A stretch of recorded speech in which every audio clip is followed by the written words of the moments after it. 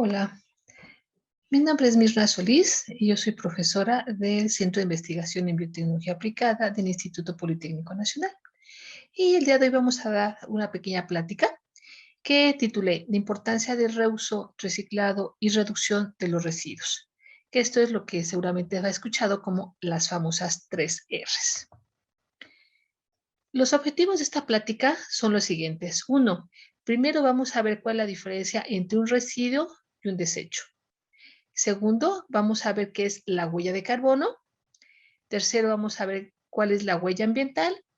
Vamos a ver qué es la huella ecológica. Y con todo esto, vamos a ver cuál es la importancia del reciclado, del reuso y la reducción de la generación de residuos. Vamos a empezar. Un residuo es cualquier material o producto que sobra después de un proceso. Y prácticamente todos los procesos generan residuos. O también un residuo es aquel que ya, un objeto que ya ha sido utilizado y su poseedor desecha. Es decir, ya no lo va a necesitar más, pero la importancia o la diferencia sustancial es que los residuos pueden ser reutilizados o reciclados. Por ejemplo, una botella de plástico. Cuando nosotros tomamos el contenido de estas botellas, pues para nosotros ya es un desecho, lo tiramos, lo desechamos, pero este se puede utilizar, por ejemplo, como maceta. Otro ejemplo es la mayonesa. Nos acabamos el contenido, ese recipiente es un residuo para nosotros porque ya no lo vamos a ocupar, pero sí puede tener algún otro uso ese material. Por otro lado, los desechos son materiales que por sus características físicas y químicas no pueden ser reutilizados ni reciclados. Estos son materiales que con que tengan una de estas propiedades que se le llama CRETI, con eso se convierte en desecho. Esto es si el material es corrosivo, reactivo, explosivo, tóxico, inflamable o biológico infeccioso, con que tenga una de estas propiedades, ese material se convierte en un desecho, ¿sí? Por ejemplo, los desechos radioactivos o los desechos hospitalarios, biológico infecciosos que tengan sangre y algunos otros fluidos humanos. Bien, ¿qué se hace con estos desechos? En este caso, los desechos se tienen que procesar por empresas especializadas que los colectan, los confinan en recipientes perfectamente cerrados y esto los tienen que llevar a sitios donde los tienen que guardar para que no sufran ningún deterioro estos recipientes y por lo tanto no contaminen el ambiente. Entonces, como ya se están imaginando, si tengo un material de este tipo, pues este no lo puedo reciclar ni reutilizar. Entonces, un residuo es el que sí podemos reutilizar y reciclar y el desecho no, porque tiene una propiedad que lo hace peligroso, corrosivo y demás, como ya lo comentamos. Bien, entonces los residuos, que es lo que vamos a platicar en esta charla, pueden ser de dos tipos, reciclables de primera instancia y no reciclables. Reciclables son como el papel, el cartón, el vidrio, el plástico. Sabemos que estos materiales se pueden llevar a empresas donde ellos los reprocesan. Por ejemplo, con el metal pueden hacer más artículos de metal, con el papel pueden hacer más papel o cartón, etc. Y por otro lado tenemos los no reciclables. Estos son, por ejemplo, residuos de frutas, de verduras, estiércoles, etc. Bien, en esta plática vamos a ver qué podemos hacer tanto con los reciclables como con los no reciclables. Aquí les puse una gráfica con los 6 países que más residuos generan. Y vean, tristemente México está en esta lista. Entonces, el país que más residuos genera es Estados Unidos, pero también su población es bastante grande. En este caso, en Estados Unidos hay 328 millones de habitantes, mientras que en México habemos 127. ¿Sí? Entonces, la generación de residuos, pues es, como lo pueden observar, es bastante alta. Y, como les decía, México está dentro de los 6 países que más residuos generan. Están Rusia, Japón, Alemania, el Reino Unido, además de México y Estados Unidos. Aquí les puse una gráfica de cómo han ido incrementando la generación de residuos en México, del 2003 al 2015. ¿Se ve? El crecimiento ha sido constante. Es decir, en ningún punto estamos viendo la reducción de residuos. Al contrario, cada año estaba incrementando. Esta es una gráfica de cómo es la distribución de generación de residuos en el país. Entonces vemos que la zona centro genera aproximadamente 51% de residuos y solamente Ciudad de México el 12%. ¿Sí? Después le sigue la frontera norte, ¿sí? Y los que menos residuos generan es la zona sur. Pero ¿por qué ha habido este incremento constante en la generación de residuos? Mucho tiene que ver con la forma de vida que llevamos actualmente. Ustedes pueden preguntarle a sus papás, a sus abuelos, a sus tíos, a una persona mayor que haya vivido, en este caso, en los 60s y los 80s. Y en esa época, la forma de vida era muy diferente, casi no había productos desechables y no generábamos residuos.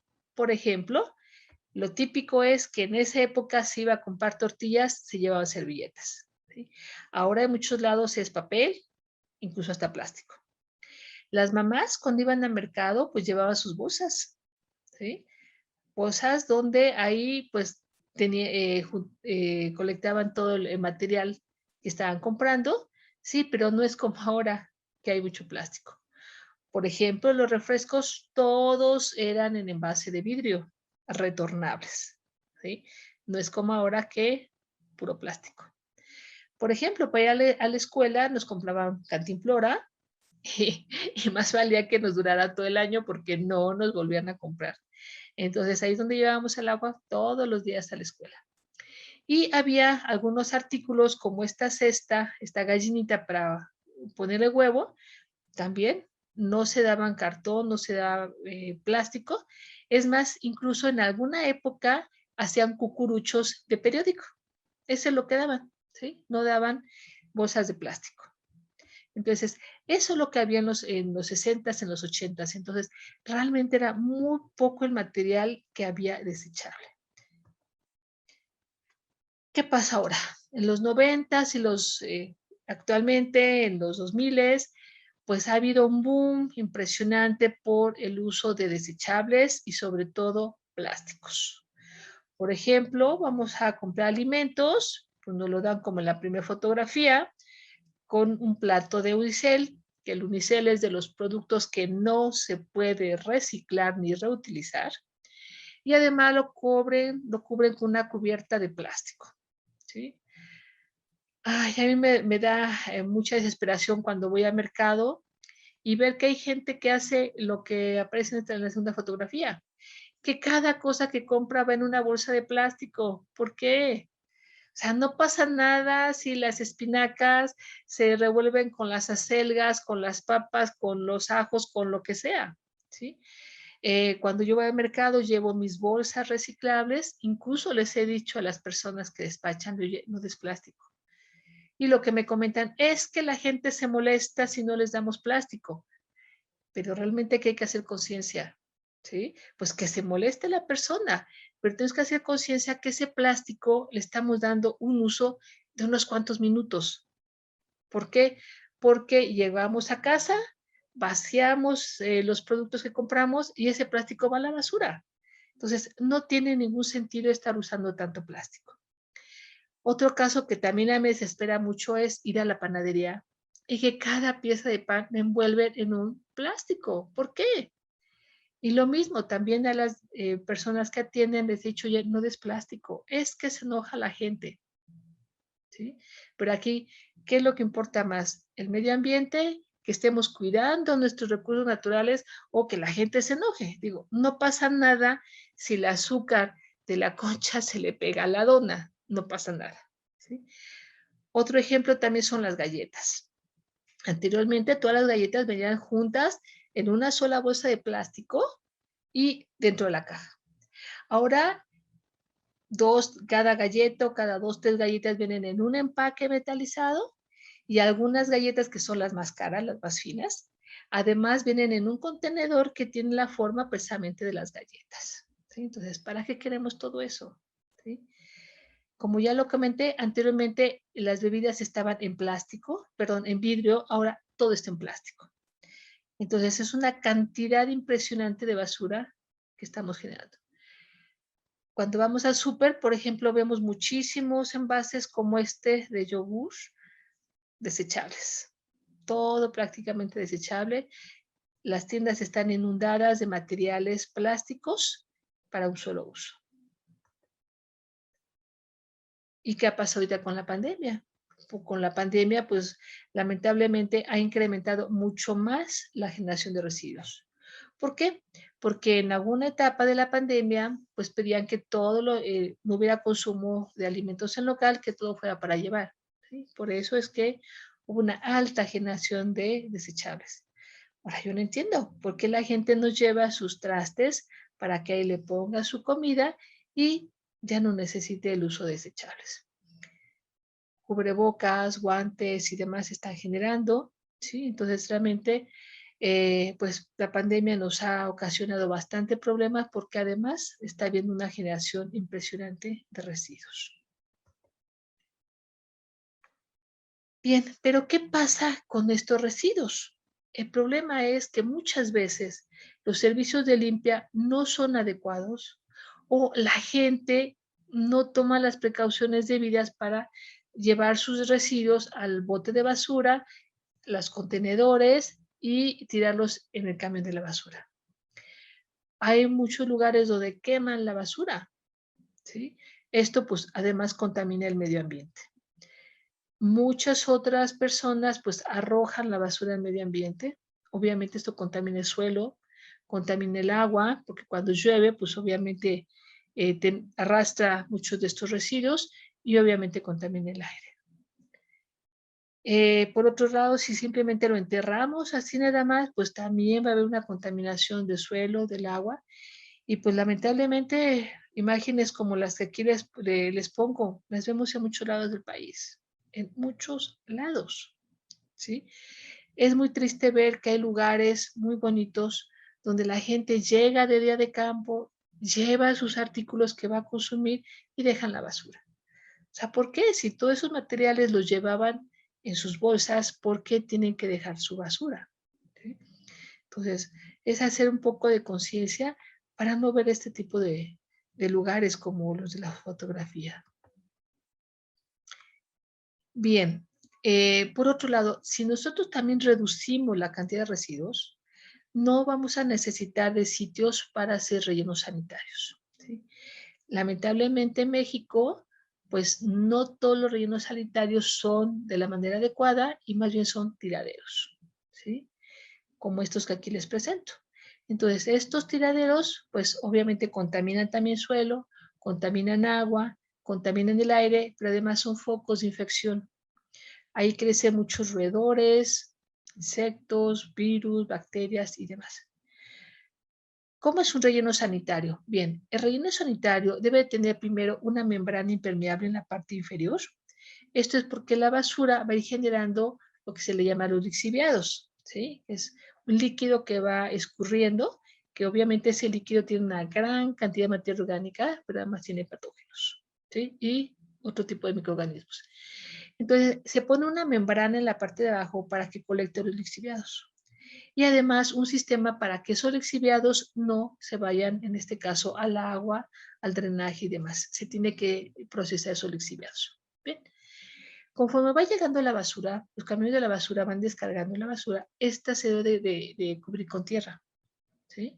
Y se van haciendo entonces montículos donde precisamente se va tapando para que no se vuele la basura y pues para que no huela mal, ¿sí? Y de esa forma, entonces, es como debe de funcionar un relleno sanitario.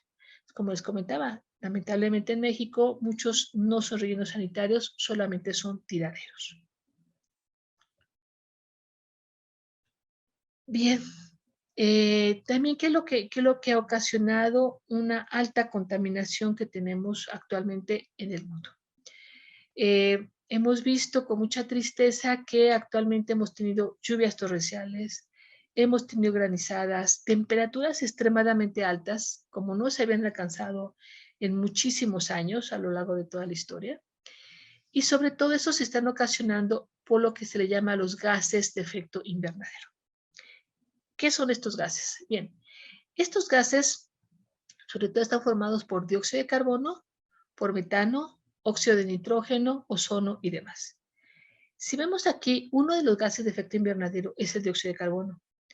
Este se produce cuando nosotros respiramos, ¿sí? Ya nos enseñaron desde la primaria que cuando respiramos nosotros exhalamos dióxido de carbono y ese dióxido de carbono lo toman las plantas y lo transforman en oxígeno. Entonces, con el incremento de la población, pues estamos produciendo mayor cantidad de dióxido de carbono. Pero además, el dióxido de carbono, junto con algunos otros gases de efecto invernadero, se producen en las combustiones. Por ejemplo, en la quema de gasolinas. Tenemos también un incremento importante en automóviles en todo el mundo, ¿sí? Las empresas tienen que hacer uso de combustibles. La quema de combustibles genera esos gases de efecto invernadero, ¿sí? Entonces, prácticamente todas las actividades humanas generan gases de efecto invernadero. Pero, ¿cómo es que han afectado esos gases de efecto invernadero? Bien, en la Tierra normalmente existe una capa, existen varias capas y algunas de esas tienen algunos gases, ¿sí? Por ejemplo, el ozono. Y lo que esos gases hacen, hagan de cuenta como una tapadera, que lo que hacen es que cuando entran los rayos del sol a la Tierra, normalmente esos rayos entran y salen. Los gases de efecto invernadero que están precisamente en la atmósfera, lo que hacen es que impiden que toda la radiación salga. Es decir, entran los rayos, perdón, del sol, pero no todos salen.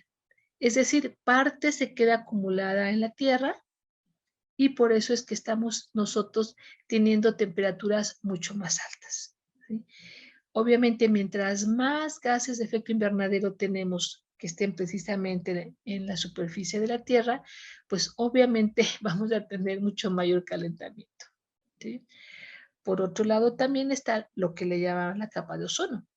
El ozono ese también impedía que entraran todas las radiaciones del Sol a la Tierra, pero debido a otros gases también que se están generando, como los halógenos, esa capa de ozono ha ido disminuyendo.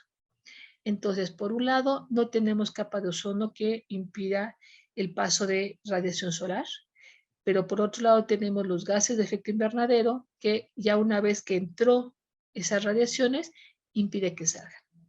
Entonces, estos dos fenómenos es lo que en conjunto ha hecho que las temperaturas en la Tierra incrementen, ¿sí?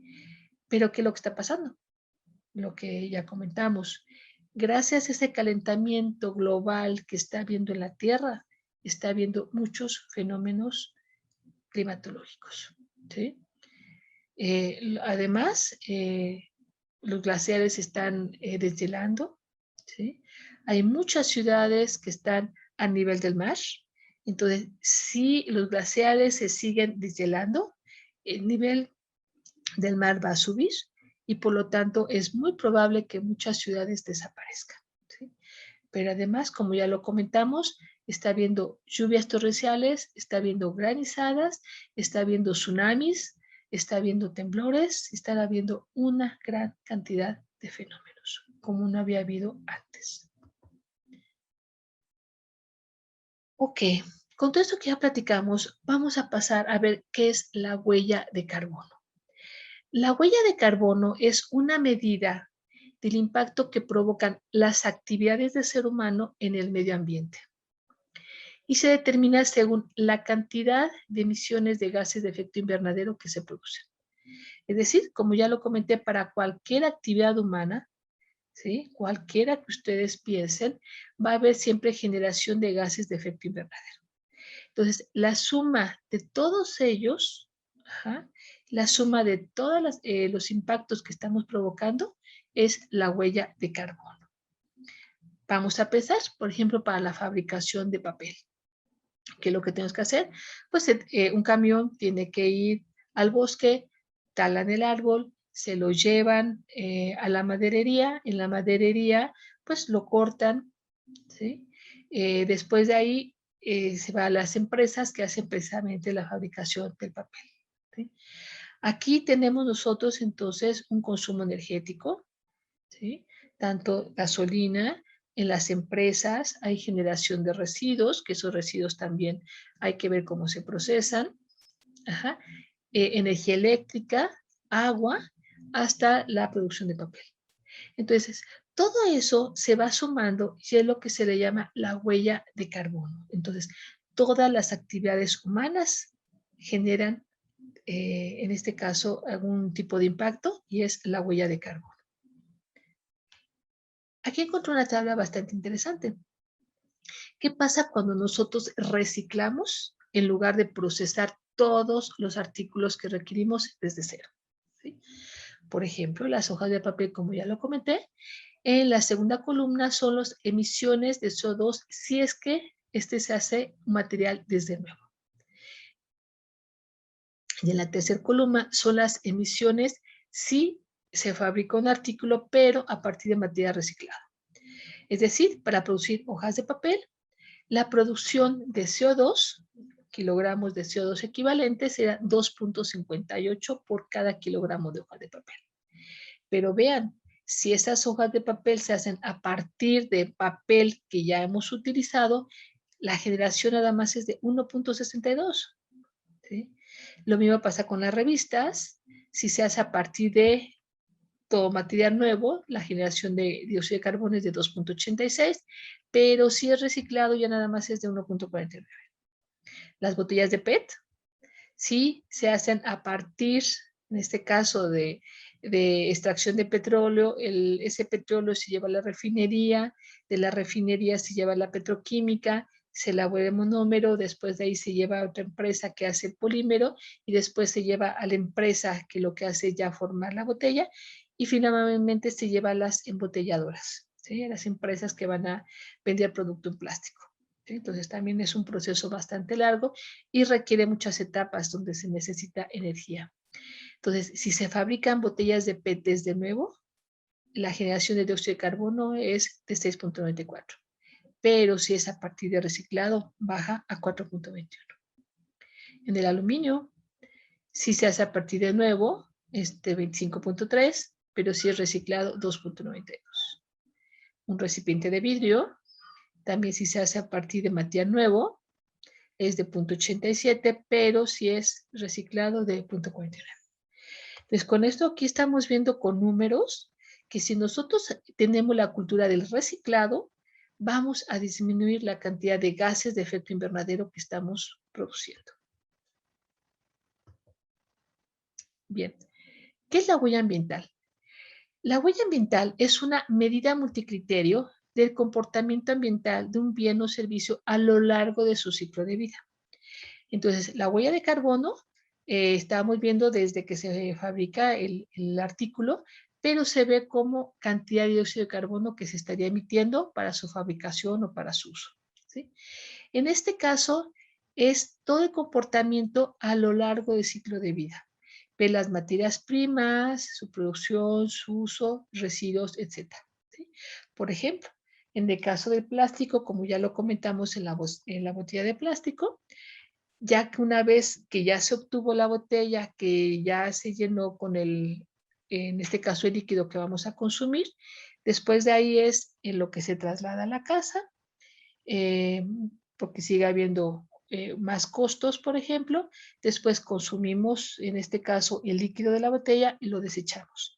Y para desecharlo también tiene que haber un procesamiento. Entonces, todo eso es lo que se le llama la huella de carbono. Y también aquí, con números, podemos ver cuáles son los beneficios de reciclar. Por ejemplo, para producir 1 tonelada de papel, se requieren 2.400 kilogramos de madera, 200.000 litros de agua y el gasto energético es de 7.000 kilowatts por hora. ¿Sí? Entonces, esto es desde las materias primas, todo lo que necesitamos para que se produzca 1 tonelada de papel. ¿Qué pasa si lo hacemos a partir de papel usado? Si es así, esa misma tonelada únicamente vamos a requerir 2.000 litros de agua. Obviamente ya no requerimos la madera, sino el papel usado. Y en lugar de 7.000 kilowatts por hora de energía, solamente son 2.500 kilowatts por hora. Entonces, también aquí estamos viendo con números que los beneficios por reciclar también son muy importantes. ¿Por qué? Porque estamos disminuyendo materias primas, estamos disminuyendo la cantidad de agua que se requiere, estamos disminuyendo costos energéticos y eso obviamente nos beneficia.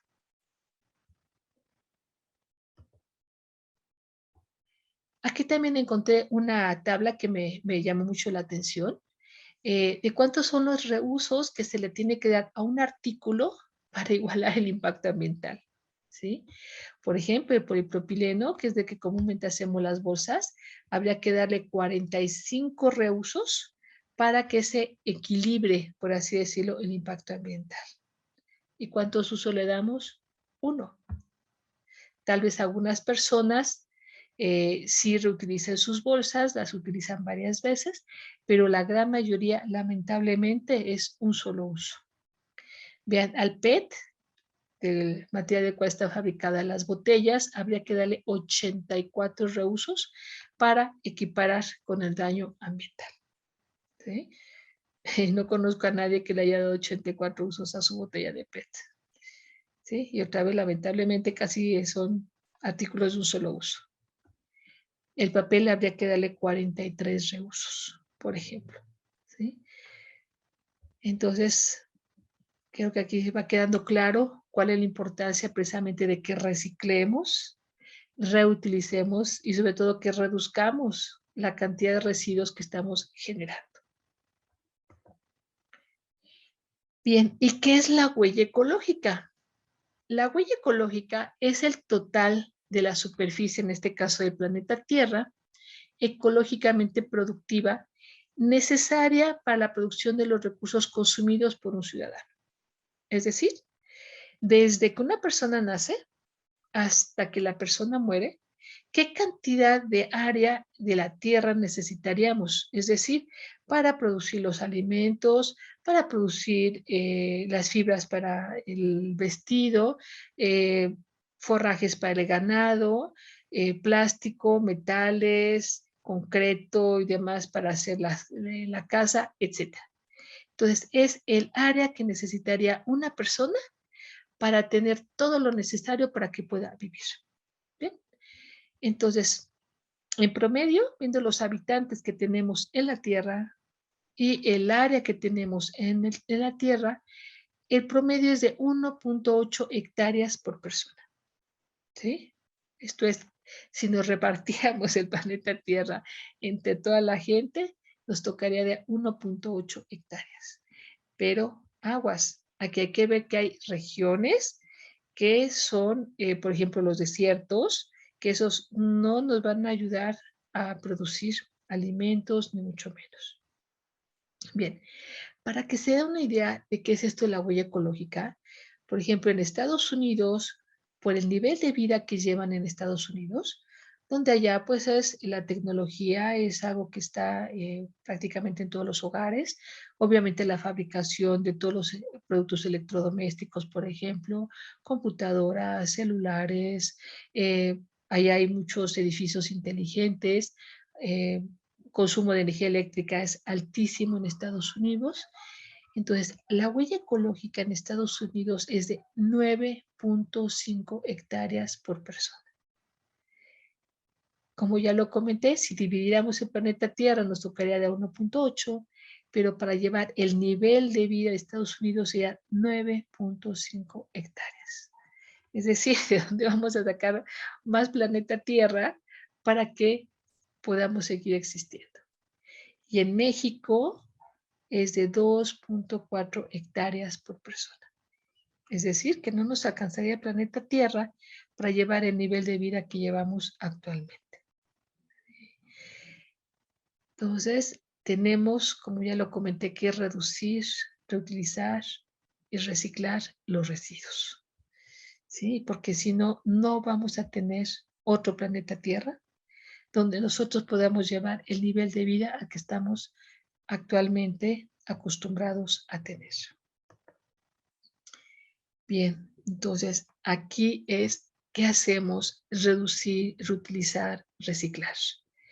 Sobre todo, evitar el uso de recipientes o de objetos de un solo uso.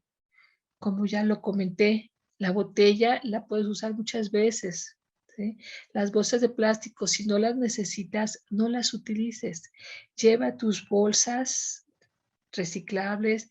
Si vas a comprar algo, lleva tus toppers, ¿sí? Entonces, es urgentísimo que lo hagamos. Darle tantos usos como se pueda. Y al final, cuando ya llegó al tiempo de vida útil de ese objeto, por ejemplo, una botella que ya la utilizamos varias veces, pero ya se rompió, llevarla a centros de acopio. En los centros de acopio lo que hacen es que recolectan esos materiales y hay empresas que los compran, ¿sí? Por ejemplo, empresas que procesan otra vez el plástico, como ya lo comenté, empresas que procesan otra vez el papel o que procesan el cartón, ¿sí? Entonces, eso es lo que tendríamos que hacer. Entonces, primero, reducir, como ya comentamos, tratar de que no nos den más artículos de un solo uso, reutilizar, si ya los tenemos, darle la mayor cantidad de usos posibles y al final llevar a centros de acopio. Aquí les puse una gráfica de cuál es el porcentaje de reciclables por estado. ¿Bien? El que más recicla es Nuevo León, pero apenas es como un 6.7%. Y de ahí, el que le sigue es Chihuahua, poco más del 5% de los residuos que producimos reciclables. Y vean cuántos ni siquiera se observa la cantidad que reciclan, no es ni el 0.5%. ¿Sí? Entonces, tenemos que fomentar la cultura, como ya comentamos, reducir, reciclar, reutilizar. ¿Sí? Entonces, es forzoso y es por el bien del medio ambiente. Ok, al inicio de la plática comentamos que tenemos residuos reciclables, que ya comentamos que es lo que tenemos que hacer, y tenemos residuos no reciclables, ¿sí? Como ya dijimos, como puede ser verduras, fruta, etcétera, estiércoles, ¿sí? Y aquí estos también se pueden utilizar, también se les puede dar un uso bastante importante. Bien, ¿qué se puede hacer con estos residuos no reciclables? Se puede hacer composta, ¿sí? ¿Qué es la composta? La composta es una tierra negra que tiene una alta cantidad de nutrientes y sirve perfectamente de abono y además mejora las propiedades físicas y químicas del suelo. ¿Cómo lo hacemos? Es muy fácil hacerlo. Lo primero es separar nuestros residuos, ¿sí? En este caso, residuos putrescibles y residuos no putrescibles. Después los vamos a ir colocando en capas o en el suelo. Por ejemplo, si tenemos un espacio de jardín, podemos ir colocando nuestros residuos o los podemos hacer como aquí en contenedores. Si lo hacemos en contenedor, es importante que vayamos colectando los lixiviados, que les comenté que esto es un líquido que va a ir quedando precisamente de nuestros residuos y es importante que se lo vayamos colectando.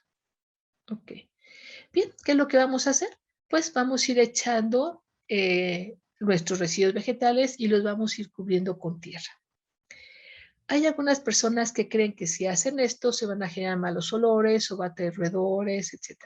Si lo vamos cubriendo con tierra, no pasa nada. No hay ninguna generación de olores, no hay ningún problema.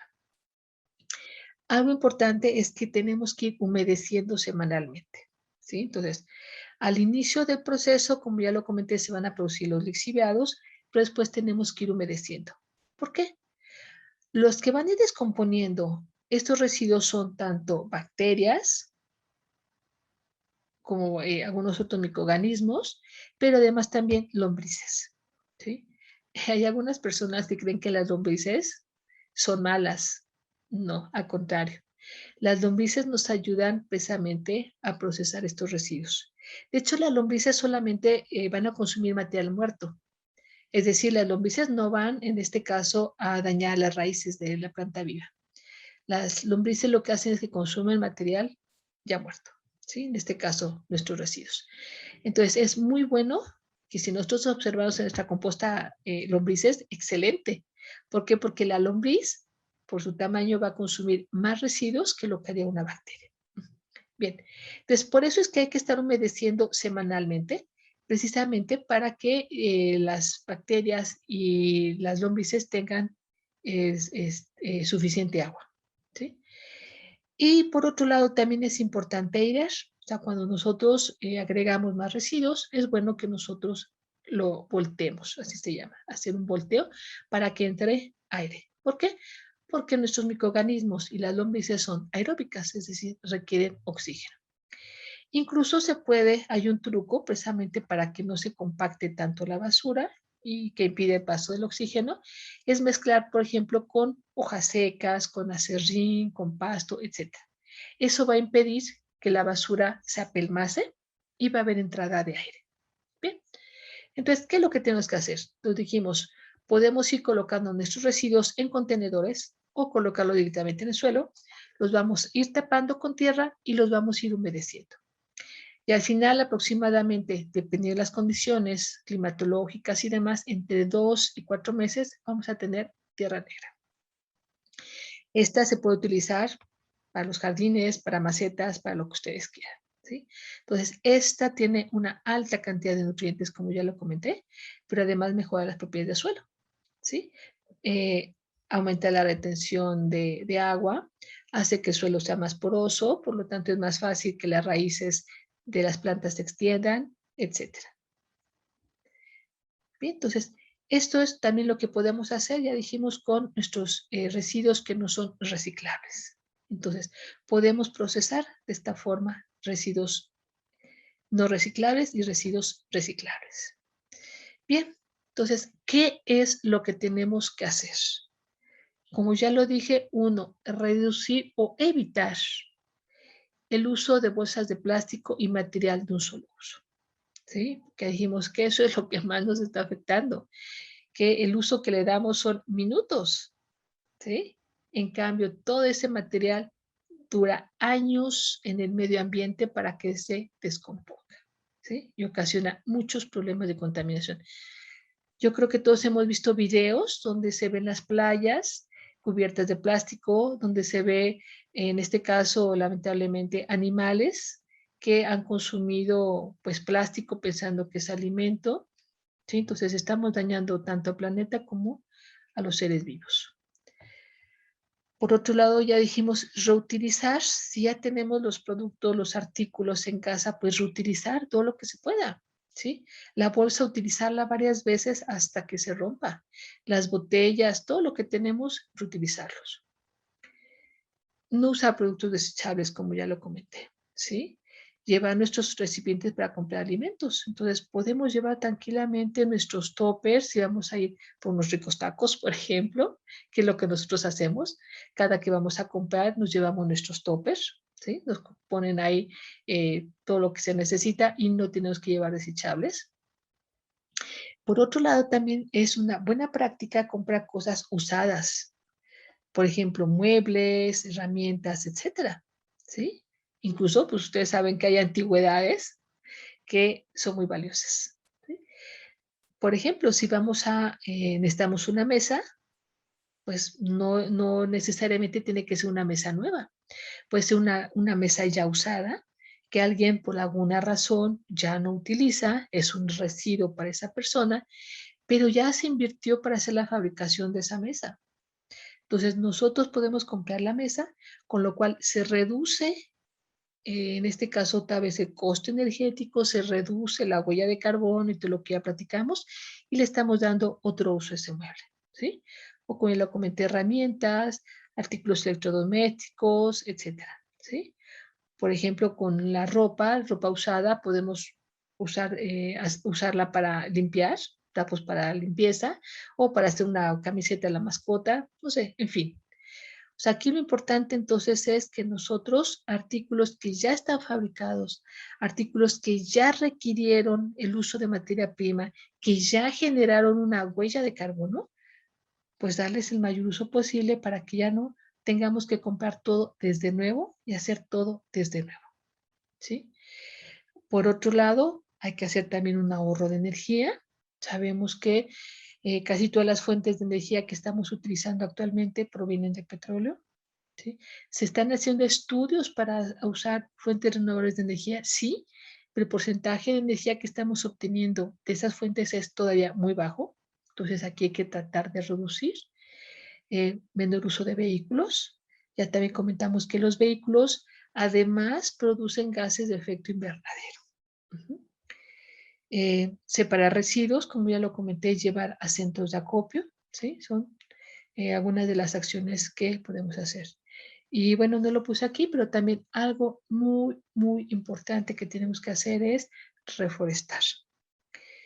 Si bien ya lo dijimos, que entre los gases de efecto invernadero está el dióxido de carbono, entonces nosotros producimos dióxido de carbono en todas las actividades humanas y la forma más sencilla de reducir esa cantidad de dióxido de carbono que ya producimos son las plantas. Entonces, también otra medida muy importante es que nosotros reforestemos, ¿sí?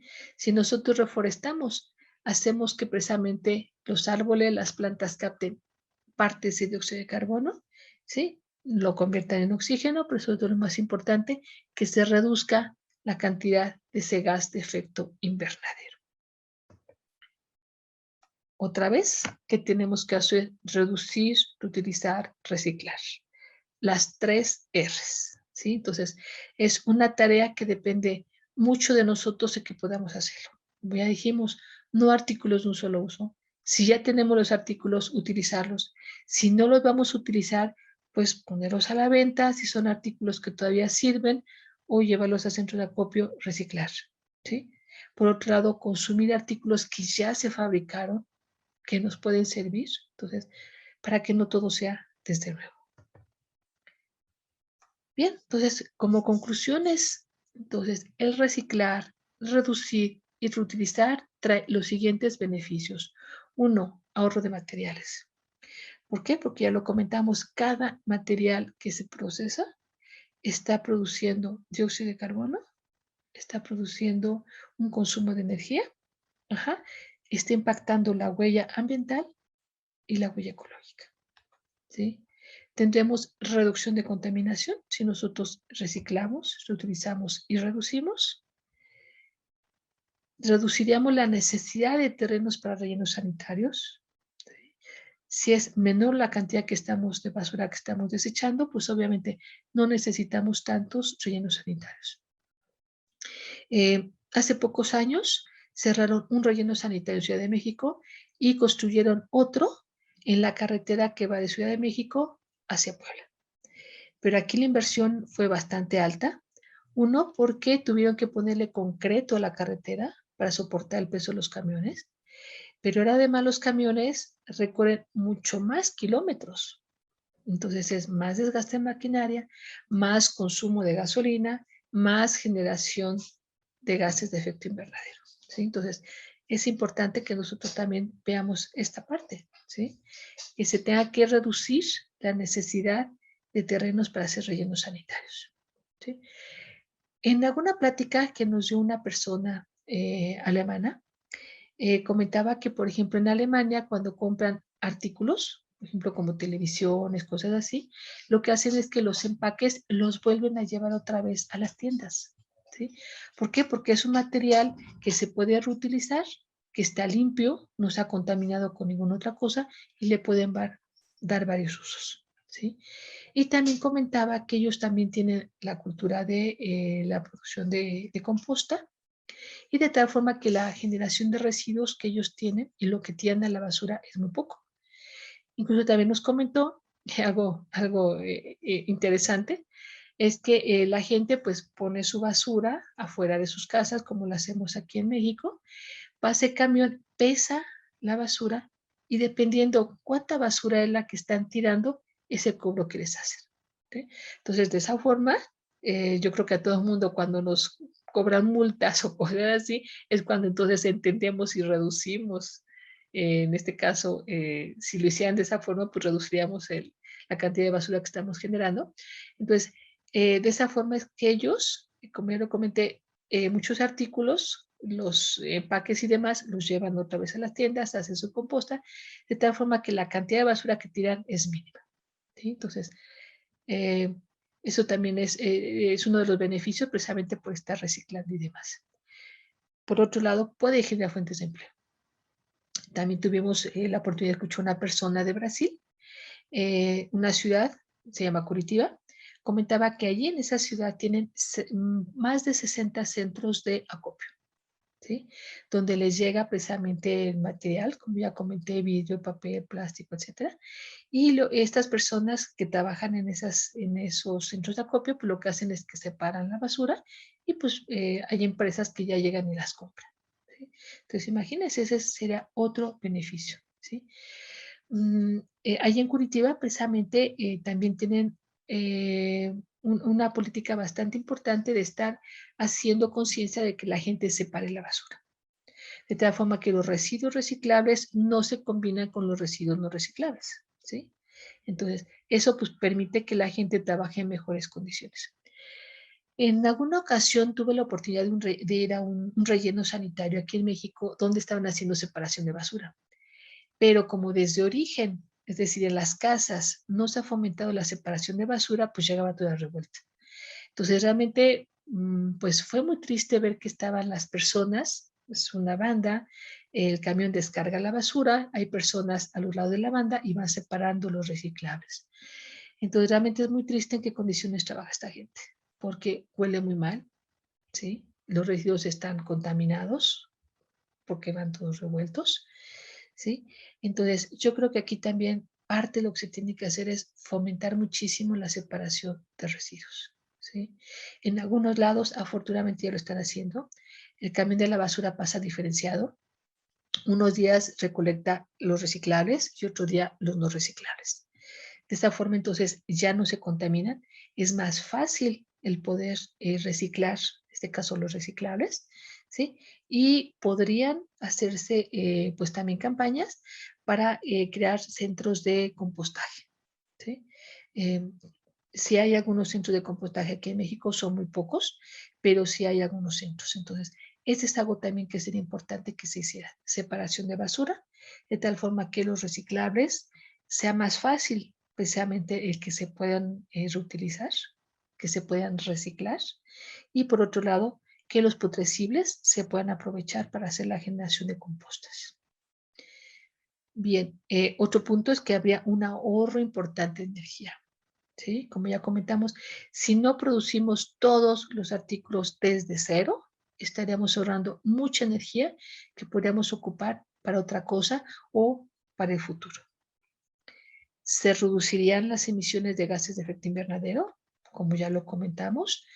El procesamiento sería mucho más económico, sería para reprocesar, en este caso, por ejemplo, plástico, metal, papel, etcétera.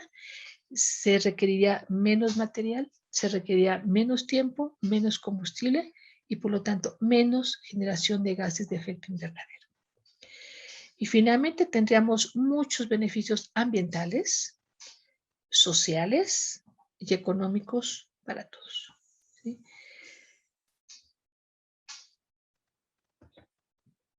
Entonces, pues eso es la plática. Yo espero que les haya servido, pero sobre todo que la difundamos. Es muy importante que incrementemos la cultura de las 3 R's, reducir, reciclar, reutilizar, por el bien de todos. Entonces, aquí ya vimos con números que efectivamente haciendo uso de estos conceptos que aprendimos el día de hoy, vamos a estar beneficiando muchísimo nuestro medio ambiente. Pues muchas gracias. Aquí les dejo mi correo. Es msolis@ipn.mx y cualquier duda o comentario estoy a sus órdenes. Muchas gracias.